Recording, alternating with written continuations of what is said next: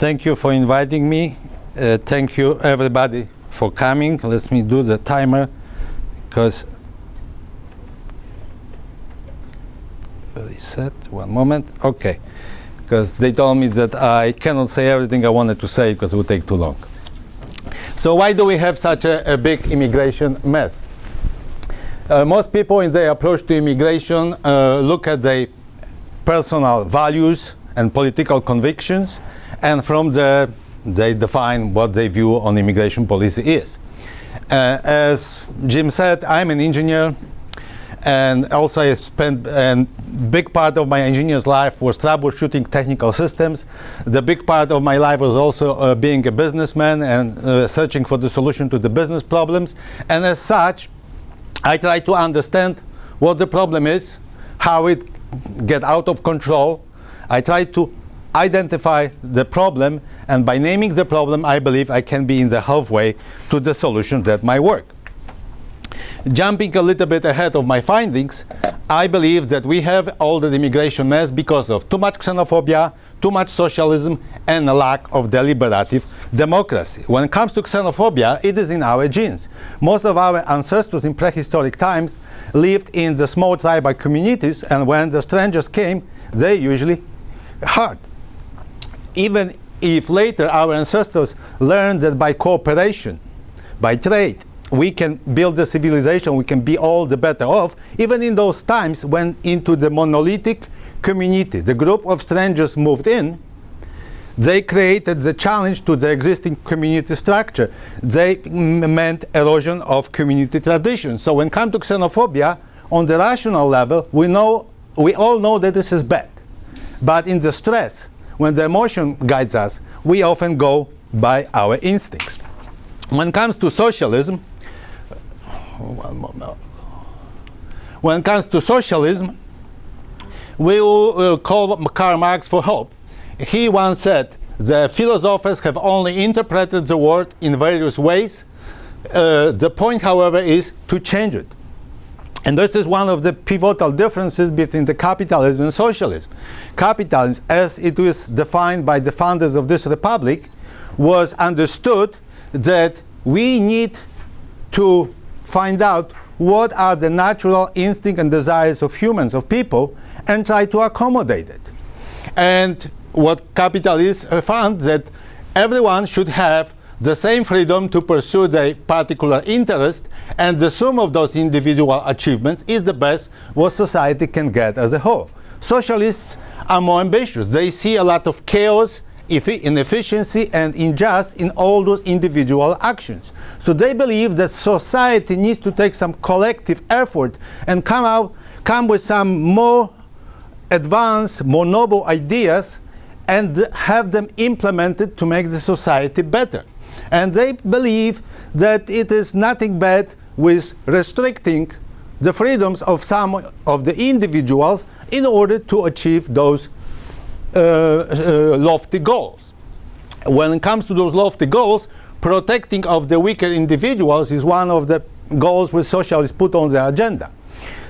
Let's jump over that one.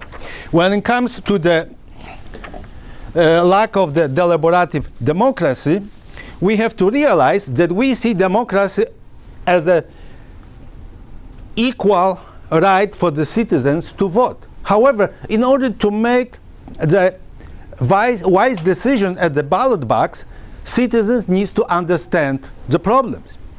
When we look at our history, prohibition probably is the classic and the best example of democratically made decision which misfired.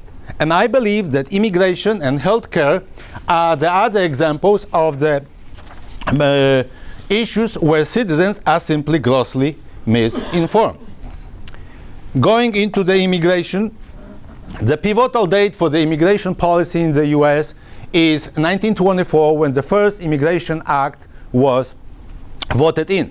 So how immigration looked before that? It was mostly unfettered, mostly because Europeans only for practical reasons were allowed to immigrate. Only whites were allowed to naturalize. However, the immigration at most of the 19th century and beginning of the 20th century was completely different than we know it right now. It was, for all practical reasons, the free movement of people back and forth in search for new opportunities. So let's say when in some country far away, people found out that coming to America could be the good opportunity, first scouts came. It means most adventurous, mostly young people, single, came, found out what is going on. They were going back and forth, sometimes many times, and later families followed. So, like let's say in the second half of the 19th century and the beginning of the 20th century, most of the immigrants from Western and Northern Europe, Scandinavia, Germany mostly, they were coming in more organized fashions because they were past the scouting period and they already were coming and settling in the pre-arranged settlements, mostly west of Mississippi, but also Wisconsin and so on.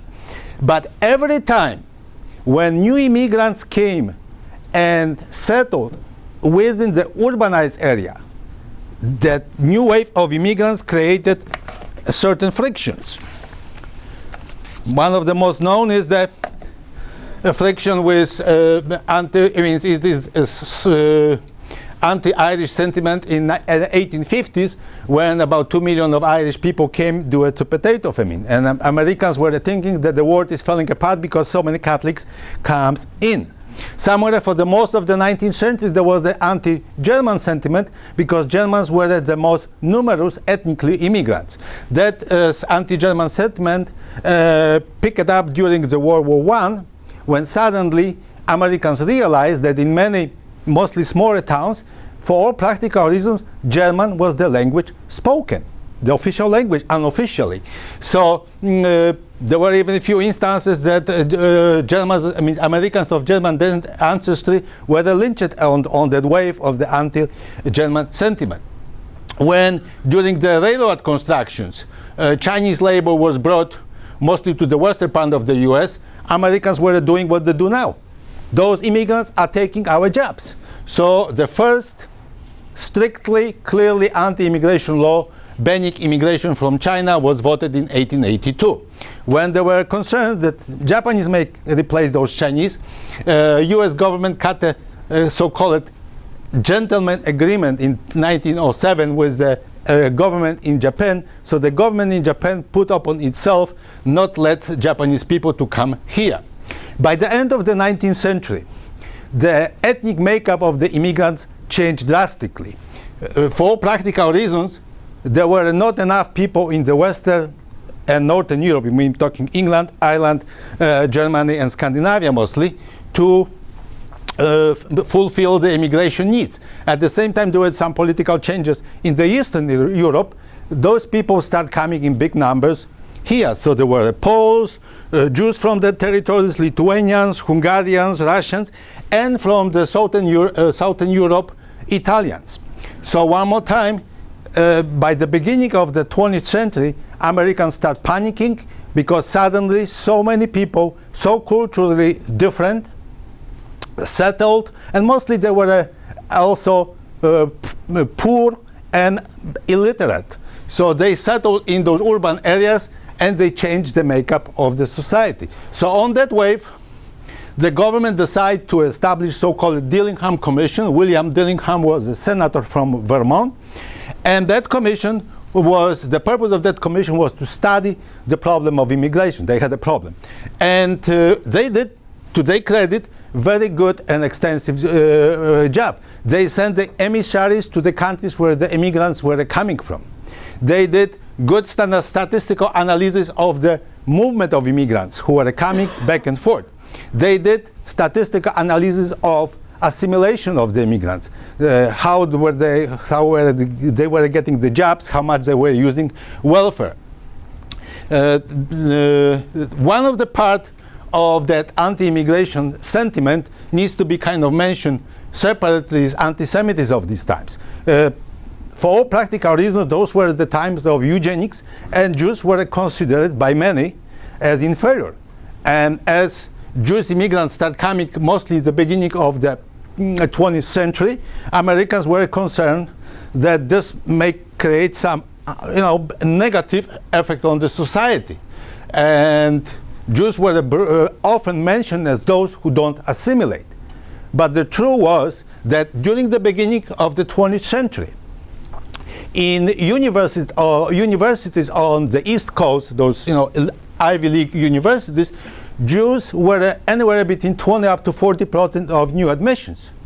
So the problem was not that they weren't assimilating. The problem was that they were assimilating too fast, and they basically affect the makeup of the society. They were creating the problem. I brought you from the Dillingham report the chart showing, you see here, okay, this is not the one, showing you that there were for each 100 people during the 3 years, 1909, 1908, 09, and 10, for each 100 people arriving, 32 left.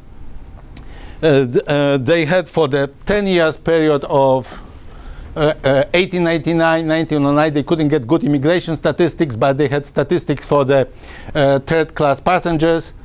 37% of people who for each 100 people who arrived, 37 left. So this gives you the idea, which most experts agree, that during that time, basically for each 100 people arriving, 33 left. So until that, on that anti-immigration,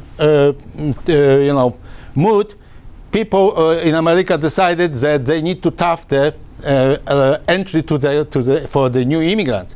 In 1917, they started questioning literacy test. They increased some entry tax. They buried Asian altogether. In 1921, after the World War I, where there were the concerns that too many World War I refugees can come, they voted so-called Emergency Quota Act or Emergency Immigration Act of 1921, extended later on, which limit the admission of new immigrants from any country annually to 3% of the number of these residents from the country that were living in the United States during the census of 1910. Please remember 1910. The chairman of that Judiciary Committee on Immigration was Albert Johnson, congressman from Washington State. And to give you some sense what was the mood of the country when he visited Ellis Island, after that he said, "The country does not realize the menace of immigrations." In our today's standard, this guy will be considered hardcore racist. Okay. Well, moment, there's too many buttons to push. So finally, we have that Immigration Act of 1924 with the purpose to preserve the ideal of American homogeneity. The quota were set to 155,000 per year. An annual number of immigrants who could be admitted to the country were set as 2% of the number of people from that country who were living already in the United States, but they changed to the census of 1890, put it back 20 years. Why they did it? Very simple. Until 1890, more than 3/4 of immigrants coming to the US were from Northern and Western Europe. For the next 20 years, by 1910, more than 3/4 of new immigrants were coming from Southern and Eastern Europe. So by setting the census, the quotas on the census from 1890, this way legislators were calling that stride forward, created the way to basically limit access to the United States of the immigrants from Eastern and Southern Europe, which were considered as ethnically or genetically worse material as a potential Americans than people from the Northern and Eastern Europe. The quotas, I just found some quotas from the government document in 1929. So Ireland, for example, which had about 3 million of residents, was given the quota 28,000 and some change. Poland, which was almost 9 times more populous, was given 5 times lower quota. What it simply means that for Americans at that time, the potential immigrants from Poland were 45 times less valuable as the potential Americans than immigrants from Ireland, despite that from the same island they were not welcome 70 years earlier. well, Italians were even given worse treatment. Basically, I'm trying to show it as a proof of the racial approach to the immigration. So when we look at that Immigration Act of 1924, what we see xenophobia, socialist, and lack of democratic, deliberative democracy. Xenophobia, we have to see that this was time when, like I mentioned before, eugenics, the belief that not all people are equal, that some people are basically genetically as not valuable as others, was the wisdom of the day and shared by many. So based on that, Asians were denied entry to the country, Eastern and Southern Europeans were granted limited access, Jews were manipulated out of the system. Let me make a small comment here. Many people, commentators believe that the drastic approach of that act of 1924 was pointed toward preventing America from about 4 million of Polish Jews to come to the US. Poland gained independence after the World War I, was at that time a poor and overpopulated, and had about 4 million of Polish Jews, and most of the Jews, they already had some family members and contacts in the US, so they simply wanted to immigrate. So Americans were concerned that if they would not create the barriers, those Jews will come and will destroy the fabric of America. That law of 1924, for the first time, introduced the concept of the US as an exclusive club with a high entry threshold. We are somehow better than everybody else, and it is up to us to decide whom we let in. Well, we have to see that the socialism at the beginning of the 20th century was the novelty. There was something which was getting recognition. Soviet Union has a promising start, and even those people who were outraged by the drastic revolutionary approach over there, quite often they thought that maybe there is some thought behind what they are doing. Those were the times when the Mexican Revolution just won. Those were the times of socialistic reforms in Argentina. So those ideas also circulated and get recognition in the US, and prohibition, which was voted in 1920, is the best example that Americans at that time believed that the central government by its action can shape society. So they gave they put the government in charge of protecting American jobs and in shaping the ethnic makeup of the nation.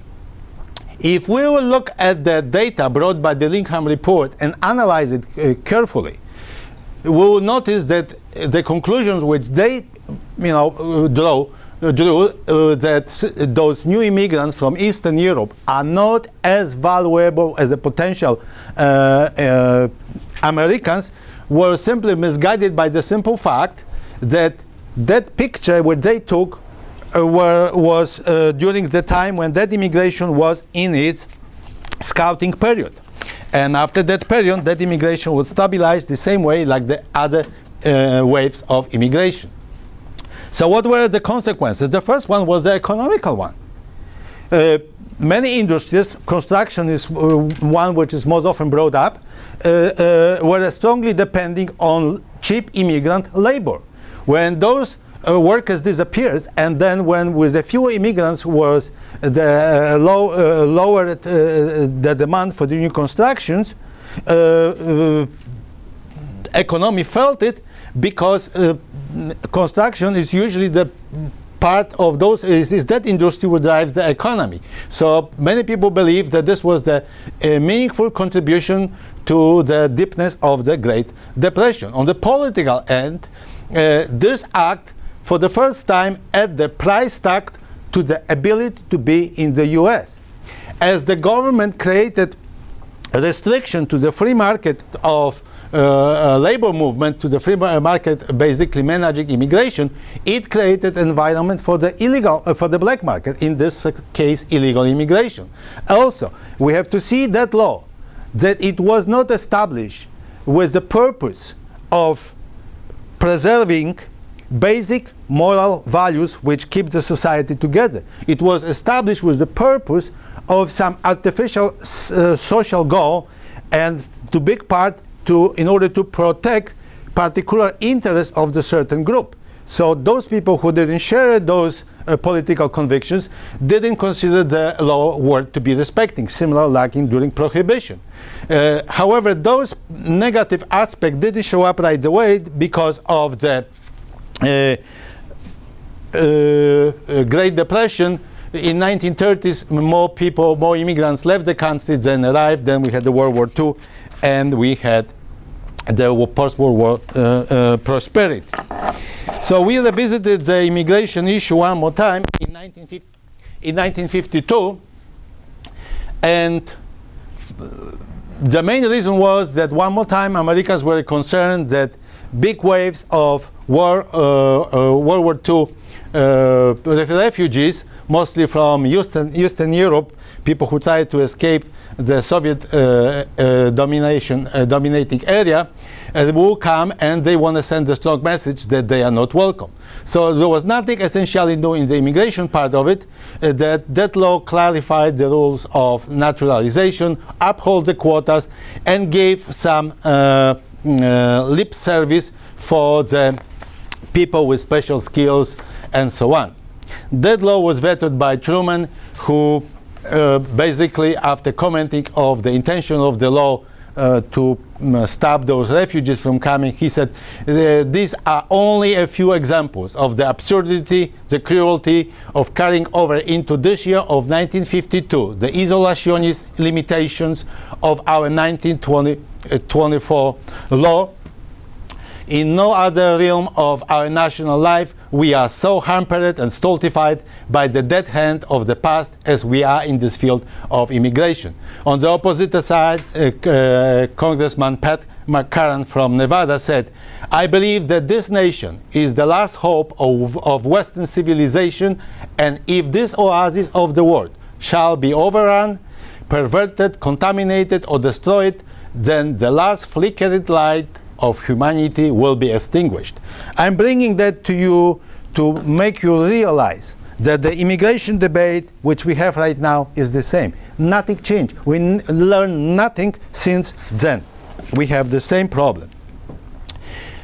In the 1960s, the time of civil rights movements, that strong overtone or racial overtone of the immigration law was a little bit out of time, so politicians decided to change it, but they didn't change the concept, they just rearranged the method. They abolished that quota system, they replaced it with the preferences for the family-based relationships, and they lifted the ethnic and racial restrictions. And they, of course, one more time, they gave some lip service for the people with special skills. So what were the consequences? We had opening for chain family-sponsored immigration. The racial profile of immigrants changed because Asians started coming in big numbers. Focus on family-sponsored immigration attract legal immigrants depending on the welfare. For example, last year, about 29% of people from the family-sponsored immigration were people older than 45. We would like to believe that they came just to start their life anew. Okay? So, and then, for the first time, that law clearly defined immigration as a gift that the wealthy nation offers to a very few lucky among the poor of the world. The immigration as a concept was completely disassociated from the economic needs. Immigration wasn't seen as a part of the economy. So when we have immigration which is not seen as a part of the economy, but de facto it is, what is going on? We have a black market. We have illegal immigration. So what's happened? 20 years later, Americans woke up and they realized that they have illegal immigration. So they just decided they need to reform it and control it. They accepted that the law as we had it up to that point didn't work, and they gave amnesty. Finally, 2.7 million benefited from it. But they didn't change anything. They didn't change the concept. They retained the foreign policy. They kept immigration policy isolated from the economy. They added extra resources to have it enforced, like border control, and they add the requirement that the employers should check the immigration status of the new hires. So when we try to understand what's happened in 1986, one more time, we have xenophobia. we have upholding the concept of the US as an exclusive club. We have upholding the concept of the immigration as the gift. We have policy guided by emotions. We have to help this poor abroad, not by the needs of our economy. This was basically the kind of enforcement or underlying of the concept that this is immigration is we against them. It was not that is our mutual contract which all of us benefit, we Americans and immigrants. It is we against them. And one more time, it was basically continuation of the failed policy, which we have to call at that time central planning. For all practical reasons, it meant nationalization of the labor market, or at least its part, pivotal part, which is the labor of the foreigners in the country. More resources, as all the socialists do, when they fail, they put more government resources to enforce the failed policy, like the border control. The employee's mandate, we have to see that for the first 210 years of the Republic, Americans had the freedom to hire whoever they want, regardless that person came from across the street, across the ocean, or across Rio Grande. That freedom of enterprise was taken away from employees by the Immigration Act of 1986. That particular law and that part could be challenged as unconstitutional, but it will be, this long story, it will be hard to win the case.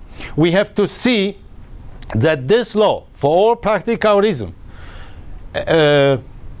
protects the welfare of the least entrepreneurial among us at the cost of limiting freedoms of enterprise of the most innovative among us. So one more time, simply if we talk about it, we will realize that we have that immigration problem because of the law which doesn't work. If we analyze that, we will realize that we have socialists, and that same socialist, which at that time was on the brink of bankruptcy, which was called the evil empire. If we realize that the same rules which were created evil empire over there, right here by some what they call it protecting American values, we would realize that simply this is what we are doing is wrong. Nobody done anything like that. I call it that is the lack of the check the manual approach. When I was in the service business, when my technician called me from the field, boss, I plug a new device and it doesn't work. I said, what? Did you read the manual? No, I told you what with the boxes. Okay, fine. The same. I believe that if we have a policy which doesn't work, what we have to do, check the manual. Check what the funders told us how we should manage the country. All people are created equal. Not all Americans are created equal. Everybody should have a freedom to pursue their happiness. The government should be in business of protecting those freedoms, not in creating rules, giving some preferential treatment for whatever the reason to some and not to others. Well, the government in 1990 realized that there is some shortcoming in the immigration law. Somebody pointed to them that in our immigration law, if someone doesn't have a family member or doesn't have an employee connection, that person practically cannot immigrate legally. So what they did the stupidest things ever. They created the lottery. Okay? So we have people coming here not because they can offer us something, but because they won the lottery. Well, no wonder that that law didn't work. So few years later, they realized that they have illegal immigration problem which they need to reform, and the immigrants needs to be more responsible, mean coming legally. Okay? Well, they didn't change the policy. They dealt mostly with unintended consequences. They put extra money in the border protection, and they toughened the treatment of detained and undocumented immigrants. In particular, they gave 10 years ban to enter the US by someone staying illegally for 1 year. So then they decided that maybe we should have some immigration. So they had that famous failed immigration attempt in 2006. Congress came with the concept called Border Protection, Anti-Terrorism, and Illegal Immigration Control Act. Please notice, they even don't talk about immigration. Okay? And they wanted no change of quotas. They want to make illegal immigration a crime. They ask for forceful removal of illegal immigrants, and they try to make a crime by helping illegal immigrants. For all practical reasons, you give the glass of water to the thirsty illegal immigrants, you could be considered breaking the law. The Senate came with the concept of comprehensive immigration reform, which for all practical reasons was not much good. Mostly they put very high entry fee, the fines for those illegal immigrants. I wrote an essay about it. It's on my website. I called it Neither Immigration Nor Reform.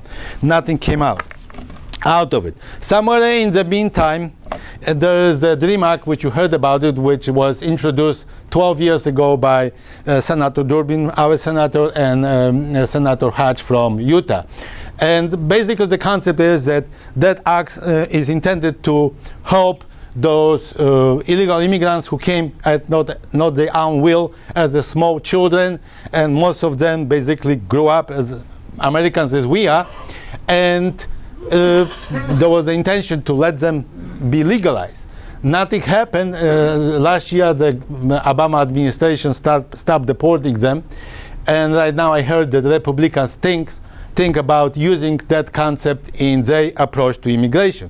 Well, I'm bringing that out here because this proposal basically offers some humane treatment for those young people, and the fact that this kind of even basic human act couldn't be voted in, it means how deep are anti-immigration sentiments in the country right now. So we ended up with the 2013 when the Senate voted its proposal called Border Security, Economic Opportunity and Immigration Modernization Act. That proposal focused on the border security. I call border security BS in brief. Because in my opinion, and you may agree and don't agree with me, it is the upside down logic. We have that massive illegal border crossing problem because our immigration policy failed to bring to the country as many immigrants as our economy needs. If we will have immigration policy that will bring as many foreigners to work here as our economy needs, there will be no foreigners who want to come illegally, and there will be no employers here who will be willing to hire someone who didn't come legally. So their assumption that they will reform immigration after they will resolve border security is the same kind of wisdom as during Prohibition. We will say, we know that Prohibition doesn't work, but before we will reform it, we will first catch all those people who manufacture and distribute the alcohol illegally. Okay, so that act has some reasonable attempt to legalize currently undocumented, has some limitation of the family-sponsored immigration to spouses and minor children, ends that stupidity of the visa lottery, has some small expansion of the non-immigrant work visas, which is the right direction, but retains the arbitrary immigration quota. Some quotas they try to increase, but this is laughable numbers. And they have great expansion of the E-Verify, which basically means expansion of the totalitarian, intrusive big government. I call it that Ruby Goldberg style solution because it's so convoluted. I gave them school grades. F for border security, F for economic opportunity, C minus for the attempt to reform immigration. Who didn't see this video? You didn't see? Okay, so you are unique. This is Mr. Roy Beck from the organization called Numbers USA, one of the most vocal anti-immigration groups. What he is saying that we need very restrictive immigration laws because all those people from different parts of the world, he names those parts of the world, and those balls represent those millions of people, they want to come to America. But America is such a small, precious, fragile glass here, and of course cannot take everyone. What he doesn't realize, that he is criticizing our immigration policy, which established immigration as a gift, which we give to these poor people. Of course everybody wants to take a gift and can get it for free. If this will be the economic opportunity, unfortunately, or fortunately for us, only very few people will try, and very few will succeed, and only as many as we need will eventually come. Let's just look at the numbers, but the numbers USA don't want to look at it. Those are the numbers of immigrants coming from 1820 to last year. We see that there were more than 1 million people coming in the beginning of the previous century. We reached those numbers just recently, the last 20-30 years. This is the peak during the amnesty, 86. We have right now legally coming slightly a little more 1 million of immigrants yearly. The more interesting number is, however, to see the numbers of immigrants coming as the percentage of the population of the given year. So in the about 80 years from the almost half of the 19th century up to late 20s of the 20th century, we had about, with some waves, about 8 people for each 1,000. For each 1,000 of residents, each year about 8 new immigrants arrived. Right now we have a little more than 3, and it is not growing for quite a while. However, when we look at those numbers, this is the interesting chart.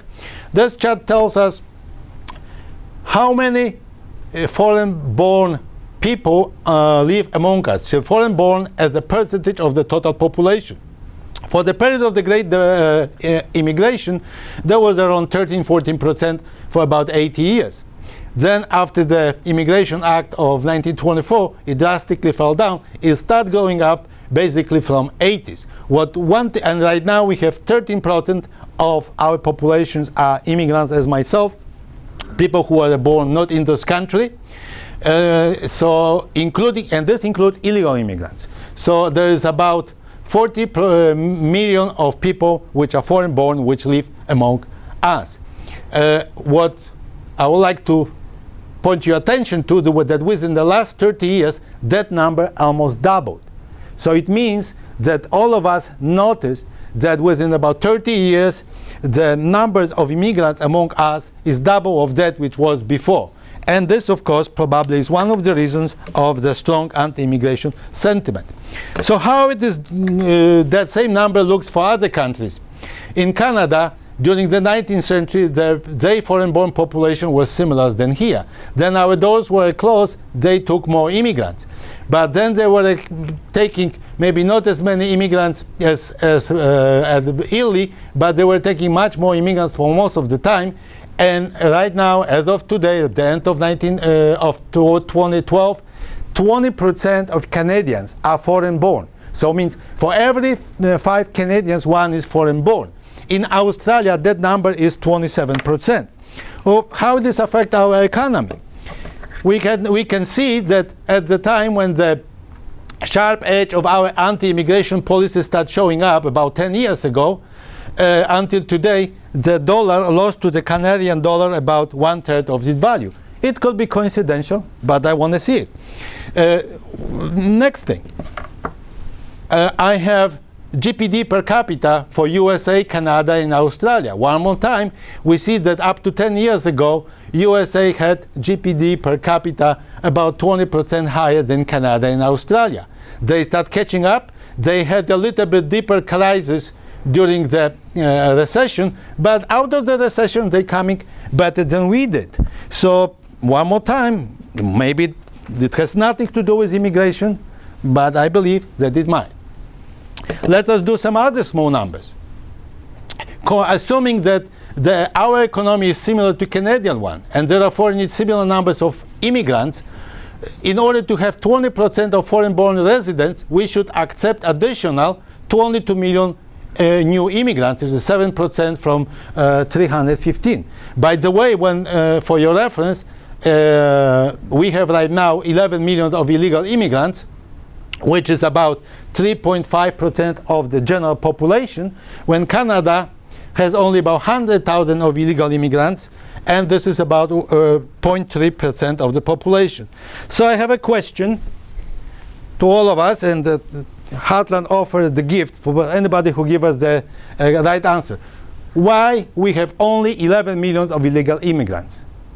I mean, some people say there's more than 11. Whatever it is, why it is not 5 times more or 5 times less? Anybody want to take? There's a certain value to it, and that's how many. That's the stable point. Because if you had tall fence, if you were smaller, maybe you get more. Pardon me? Enough jobs for them to take. Yes, you got the. That's what I said. He said it better.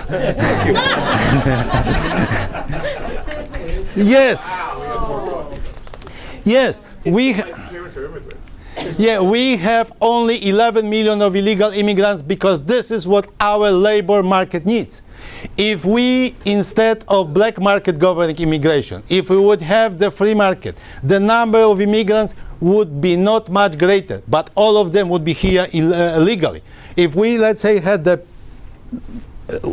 immigration policy allowing us to bring more immigrants, it could be that more of them would come, but simply then what we'll have probably a little better GPD as well. So this is what we have to see. Thank you very much. Okay, then I'm going to some kind of closing statements, and I have to basically rush it because I'm running out of time. We have to see immigration as a part of the economy, of the global economy. And when people or the opponents say, well, those immigrants are taking our job and the government needs to be in charge of protecting those jobs. Let me say this way. If the government is in charge of protecting the jobs, it shouldn't focus on immigration. It should focus on the jobs which go away. So simply, it should, for all practical reasons, delegalize trade with China, cut internet connection with India, and the next day, few more million of immigrants will have their jobs. Will we be richer by doing so? I don't think so. Many critics see immigration as the burden. One more time, like let's say, mostly big business benefits from the work of immigrants. This is the classic lamenting of socialists. We are not getting our share. This has nothing to do with immigration. And all of those other complaints, they basically reflect. So we have to see it this way. If we have more immigrants, as more wealth is created, because when more people work for less, more wealth is created. And we have one of the two things we can do with it. We can ban this wealth from being created, what the opponents of immigration want, or we can welcome it, hoping that it will spread.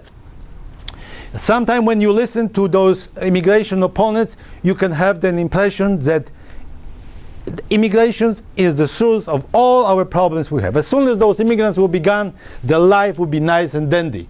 And you know, like let's say I say, well, there are many people, for example, in construction, they are losing their jobs. Well, we need fewer carpenters right now to build the house because the house comes prefabricated from the factory. Immigration has nothing to do with it, but letting immigrants to work in the construction is the big issue right now in the immigration law. So, like let's say, software engineers, they complain that, you know, whoa, those engineers from China will take our, or India will take our jobs. Well, that phone cost $3,500 about 30 years ago, and thanks that those software engineers right now are produced in millions, I don't pay as much. Okay, so the fact that some of those software engineers, the programmers don't get paid as much as they were before has nothing to do with immigration. So, and so on, and so on. Let me ask this way. Why do we have that impulse? And this is important. In the opinion poll made by Fox News about, I think, middle of April, if I recall correctly, 55% of Americans want fewer immigrants than we have now. Most legislators, they realize that, objectively speaking, economy needs more immigrants. But they have no guts to confront their voters and tell them, you are wrong. After all, there's one of the guys during the immigration debate in Congress, they said, well, guys, after all, it's about jobs, our jobs. We want to get re-elected. So they don't care about. So the government in its action is bipolar. On one end, they try to do what voters want. On the other end, they try to circumvent the immigration laws to make economy going. And it's kind of important that when the Republicans were in charge, they put less stress on enforcing all those ridiculous immigration laws. But when Obama is in charge right now, his deportation level and enforcement of that employee mandate is much more restrictive, because he simply wants to get more popularity among people. Some people ask, so why we don't enforce our current immigration law? Whatever they are the rules of the land. Shouldn't we enforce them? Well, the law which we have is to protect particular interests of some, not the basic moral values. As a matter of fact, very well it is explained by Tocqueville in his book about 150 years ago, 170 years ago written. So, and this created certain kind of hypocrisy, because for many of us, immigrants are bad, but not when they come and cut our lawn. All those politicians in Washington, they have that nanny problem. There are moral dilemmas for people who enforce the law.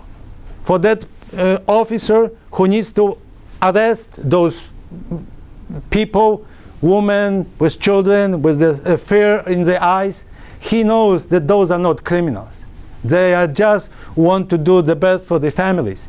So simply, and on the other end, those illegal immigrants, if they want to go about their business with so much effort put by the government to enforce that law, they are destined to use the organized crime to get through the border, to get the papers, and so on and so on. Similar like during the Prohibition. The immigration law proposed by the Senate, they asked for additional 20,000 people to guard the border. For all practical reasons, it will be 20,000 more people which will be targeted by Mexican mafia to be bribed to let illegally those people through who they're supposed to prevent from coming to begin with. So what we can say that our immigration law, as socialistic in its nature, can be only enforced in the Soviet-style totalitarian state. As we do not have it yet, it never could be enforced. So closing basically the part of the presentation, why do we have such a big immigration mess? We have it because socialism didn't work anywhere else before, and it does not work when applied here. So I think we can close on that one. I have a little bit more, but maybe during the...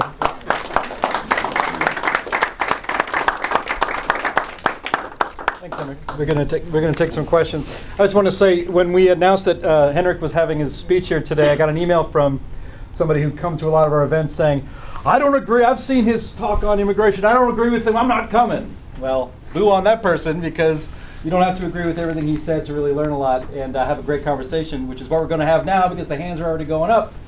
And with that, Jim Johnston. Let me be the devil's advocate, and if you answer correctly, we will nominate you for sainthood. The question is... Don't qualify.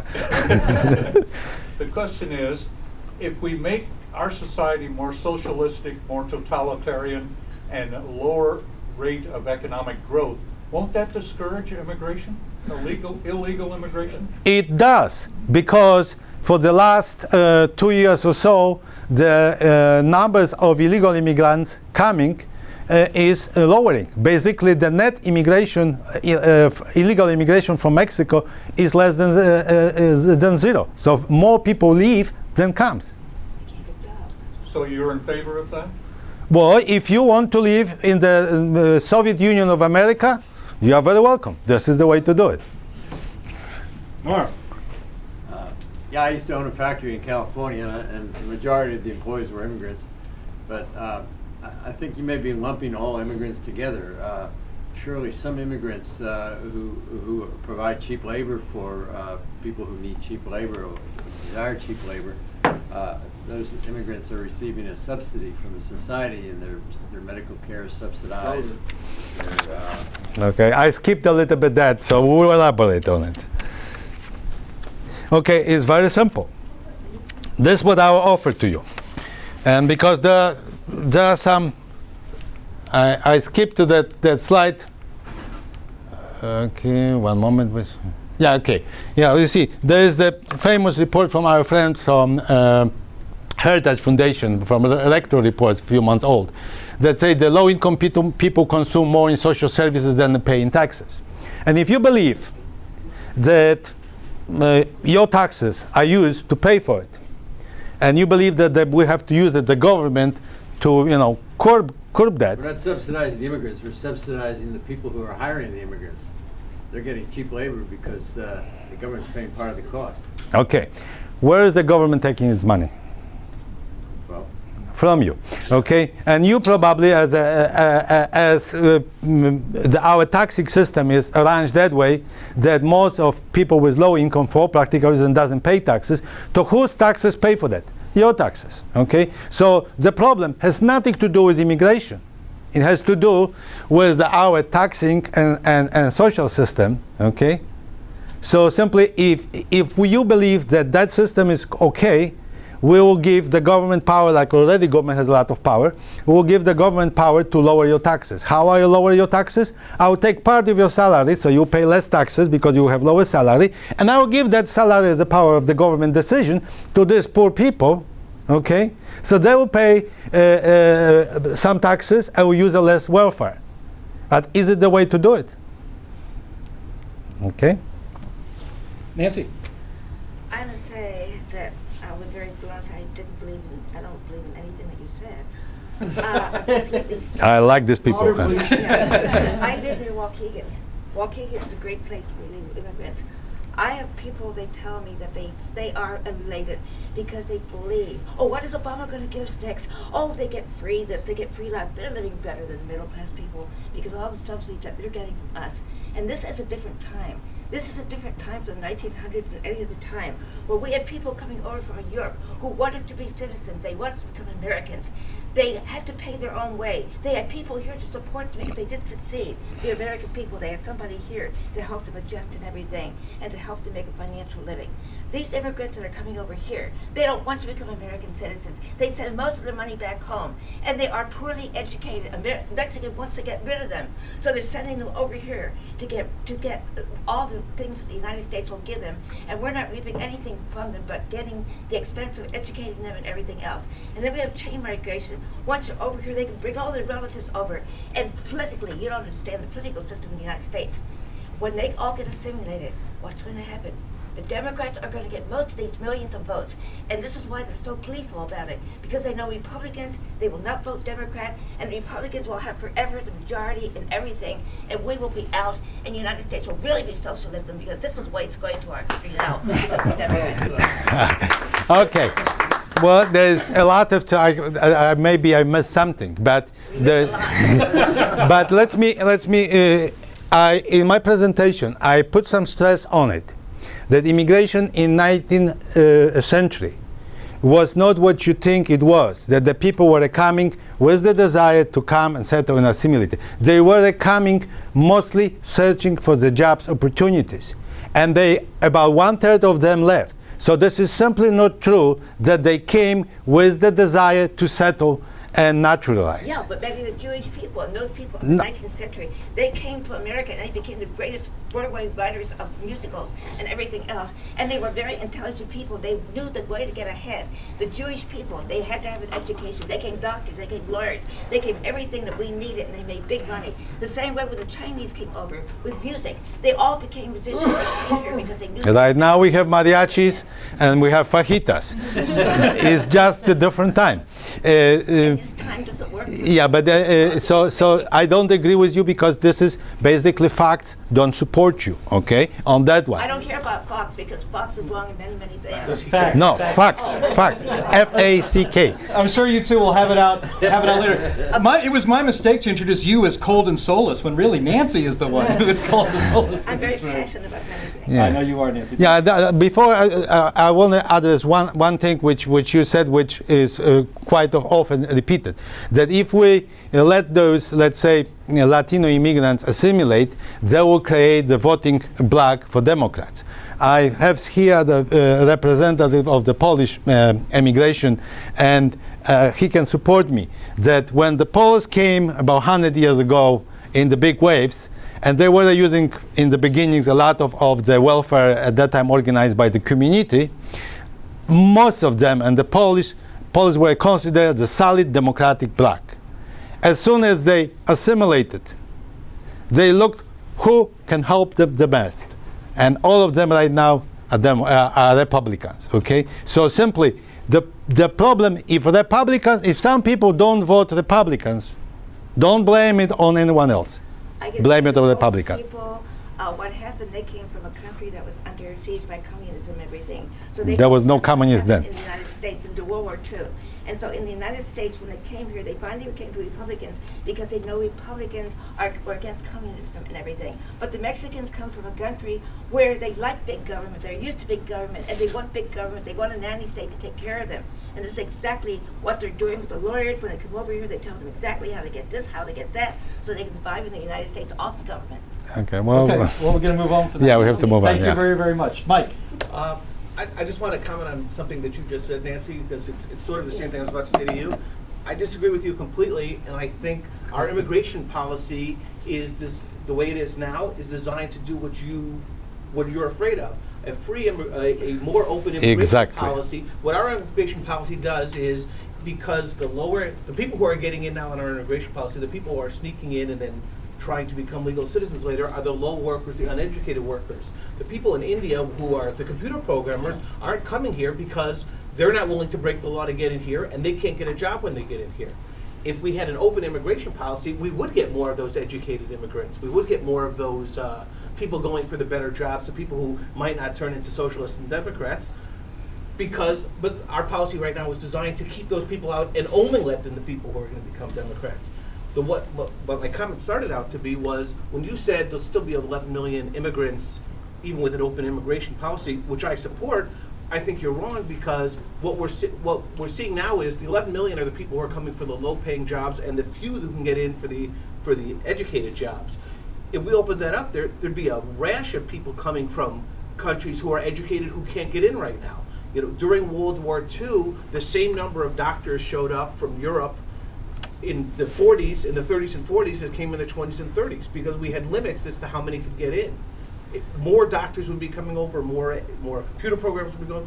That would be good for the economy in general, because maybe they'd be taking jobs at lower wages. It's a rising tide. Yeah, well, I kind of brushed over that, but maybe I didn't underline it clearly. So I said that if we had the open immigration policy, probably instead of those 11 million of illegal immigrants, we may have, let's say, 20 extra illegal immigrants.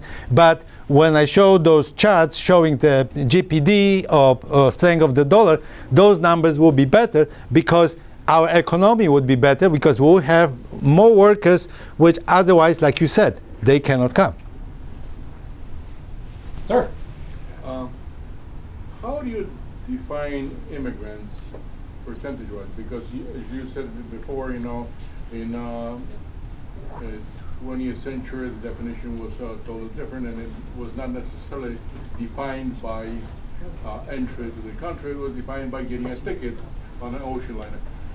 Today, how do you define percentage-wise or procedure-wise those that are legal immigrants versus those that are illegal, that go and come across the border without any papers, and then we are looking for a legal solution for them? How do you define that? Because the numbers of percentages is very important, and it's substantial, can mean it's substantial. And then what's the add-on of visa admitted immigrants into this picture? All the data when it comes to numbers, I take from the government statistics. It's how they do it and understand it. And you pointed something which is important, that before 1924, or roughly about that time, there was that kind of freedom of movement of people. So defining, let's say, people who want to get the job here for a few years, he came to Ellis Island, he said, I want to immigrate here. But 2 years later, that person left because he lost the job. Then 2 years later, he came back. And there are some statistics showing that I think among those who are coming were about 9% or whatever people who were here before. So right now, it is more clearly cut, because simply you got the immigration status, the green card from the government. So there's no doubts about it. Or you live here and you don't have a status. And the government estimates, based on the census data, that we have about 11 million of people who are living here illegally. It means who live here, basically are immigrants for practical reasons, work, live here, but don't have a legal status. What's the percentage of illegal? Those that came and we had no papers, we didn't know who they are. What's the percentage? I think I showed you that. One moment, there was, you see, we have the population of the country as of, I think right now is about 350 million. The 11 millions are illegal immigrants, and they are 3.5% of the general population. And about 2 years ago, there were about 2 million more of those illegal immigrants. That number dropped within the last 2 years. So we have roughly equivalent number of illegal versus legal immigrants. No, legal immigrants, we have about 30 million, almost 30 million. Okay, because altogether there's about 40 million people which are foreign born, which live in the country. Brian. For those of you who are looking for some balance, I would urge Heartland perhaps even to invite somebody from the Center for Immigration Studies in D.C.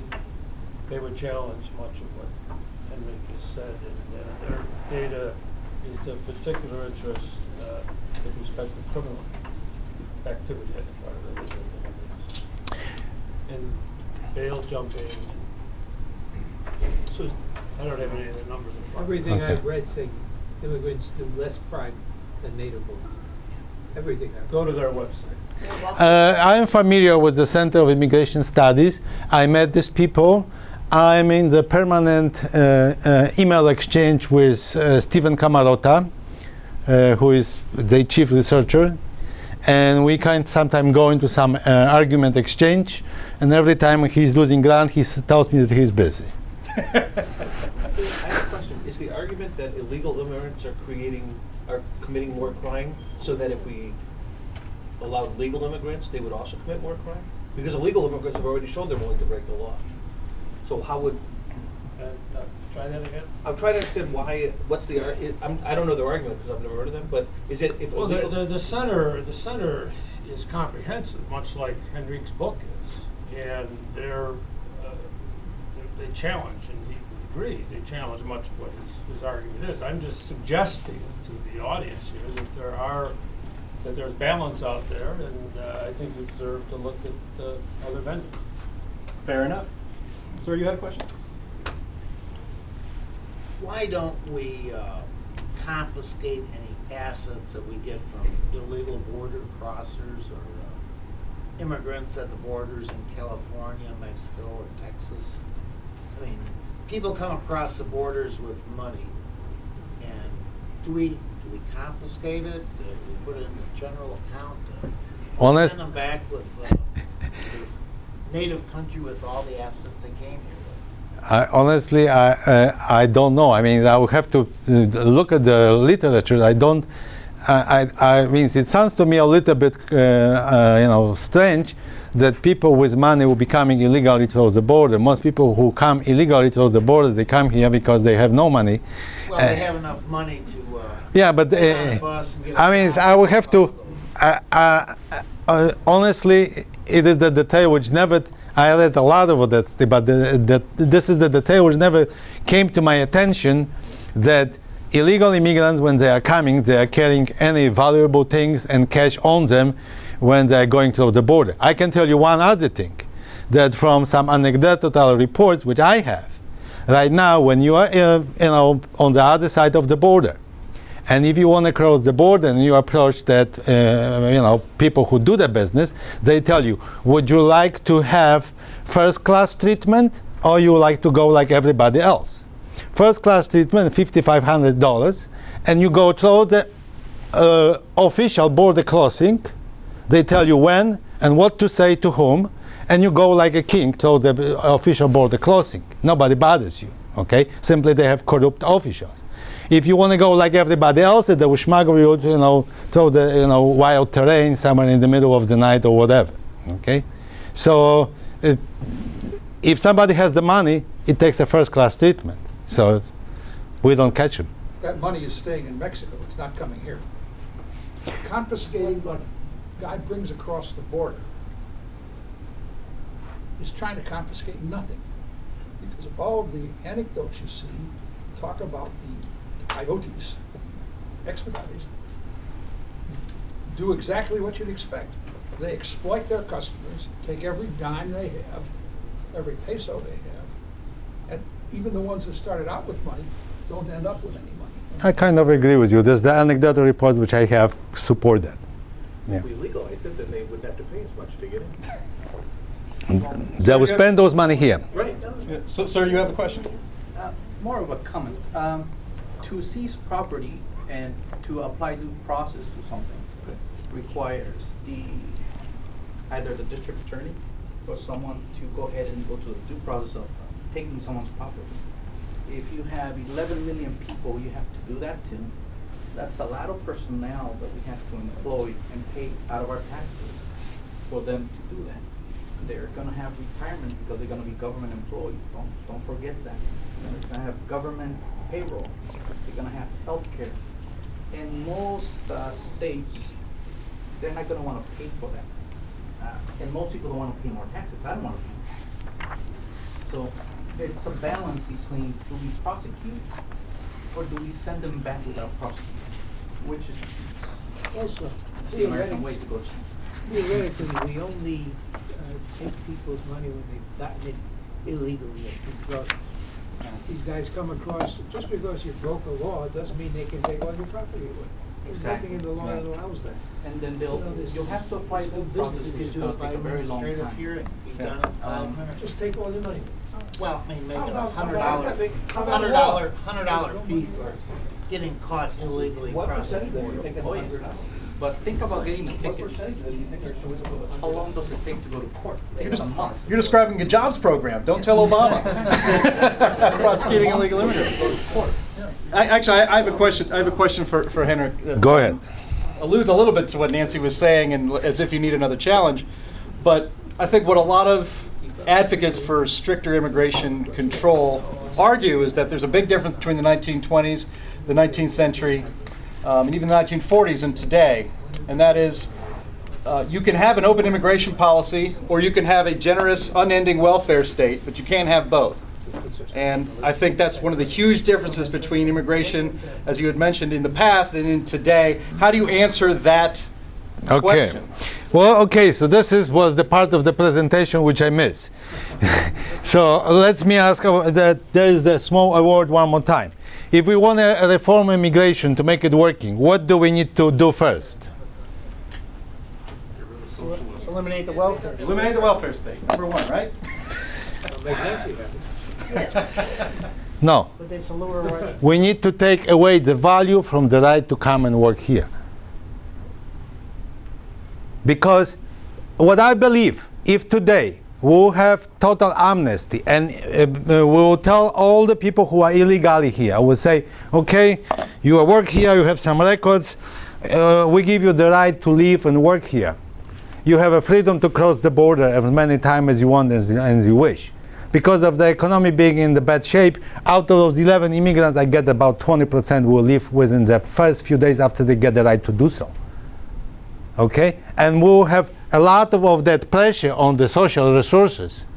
Easy. Because they will take some money, and in Mexico or whatever they came from, they will be, and they will know that when the economy picks up, they can come back. Okay? So, answering your question, okay, out of that concept that we need to eliminate the value, eliminate quota, eliminate all preferences, I arrive with my proposal of how the immigration reform should look like. I call it that we need to have the Freedom of Migration Act. And the only way that the foreigner could settle in the US should be by finding employment here. And this is, you mentioned Ms. Helen Kribel. This is her concept. The private employment agency should, for the fee, manage recruitment of foreigners, background checking, issuing ID cards, and so on. And the answer to your question, Jim, during the first 5 years, the foreign worker being here on the worker visa, not the immigrant visa, should be not entitled to any social benefits available to citizens and permanent residents. You come as a worker. You got the job, you stay. You don't get the job, you have no support. But you have your country, you can go back, and then maybe you can come back 3 months later. How does Okay? that work if you get in an accident? You go to an emergency room. This is not the immigration problem. This is the healthcare problem. But it's currently existing problem. Yes, but one more time. The answer to that, your question is, okay, should we screw up immigration because we have screwed up healthcare system? You are system is screwing up the immigration. You can't pretend it's not screwed up. You No. can't pretend it's not screwing no, up. it's, because no. It just happened. Maybe they will let me talk about healthcare is my other subject, which I like to talk about it. So, so the point is that our healthcare system is so inefficient, not because of the immigration, but because of the over-regulation by the government. Okay, so simply, if we may require that those people need to have health insurance, bottom line, okay? So if you are foreign workers, you work here in the current legal environment, if you want to work, you have to have health insurance. So you'll be not the burden to the society when you have an accident, okay? And simply, after 5 years, that individual, if he doesn't get into any trouble, should be allowed to basically knock to the immigration office door and say, listen, it looks like I like here, I'm going to stay. Give me the green card. And then opening the venue for the... and I even did, for people who may ask, I did some small analysis if we have that freedom of migration. During the recession years, the total legal immigration would be probably not much higher than present legal immigration. I can talk a little longer about how I came out with those numbers. There's no time for that. But during the economy picks up, we probably will have more than double of the current immigration. And I couldn't stop myself from making a comment about the 100 years of immigration policy in the US. Nonsense, even if supported by a majority of Americans, even if voted by the both chambers of Congress, even if signed into law by President, it is still just nonsense only. Agreed. Okay.